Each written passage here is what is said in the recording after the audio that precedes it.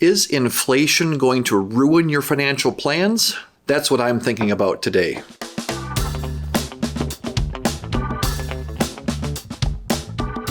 Last week, we had a super great question that came in a client meeting. As she's approaching retirement, hey, with this inflation we've seen the last year, have you accounted for that? Is this going to throw me off balance? What do I need to be thinking about or worrying about when it comes to inflation and my retirement plan? The short answer to that is our planning software, the things that we do, our thinking all incorporates that. So it's already baked into the planning that we do for our clients. But I wanted to go and give some examples and dig in a little bit more as to some reasons why inflation might not be quite as scary as it feels when we're thinking about our retirement planning. And so we did a little bit of homework here. And what we did, we looked up the inflation rates going back to 1970. So a little bit over 50 years. And you can see over here, the 70s and 80s on the left of the slide and the 90s and 2000s on the right of the slide. And, as we all know, look back on that left side, right? Some pretty ugly times back in the 70s, right? Mid 70s, and then again, late 70s, up and, pushing 15% inflation rates. And then, of course, on the right-hand side, some much lower rates. And it's sort of interesting. Take a look at 1990. And before 1990, golly, there's a couple of years where inflation was below 4%. And then,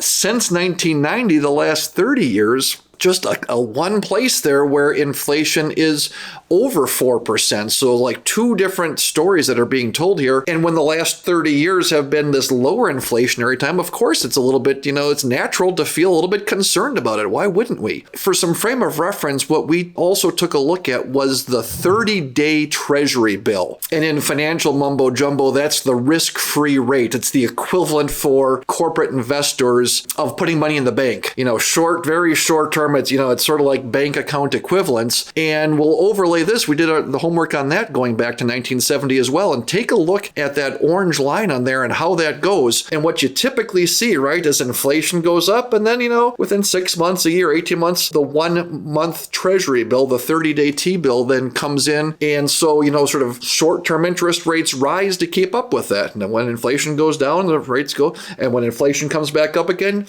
you see those really secure rates rising, and especially as we look on that left side of the scale, right? As we go over to the right side of the scale a little bit, these last 10, 20 years, we've had inflation down in the 2% range, and the 30-day Treasury bill has been much lower than that, right? Well, I look at that and say, well, golly, have things changed? We had the quantitative easing back in 2008, 2009 era. Has that made a difference? And of course, the answer is nobody really knows that for sure. I tend to think that when inflation rates are so low that the short-term interest rate does, it's not as important that it keep up. And maybe that's accurate. But as we're thinking about things now, or, the big fear in this client's, question really on point is, well, hey, if we have this higher inflation, how does that change things?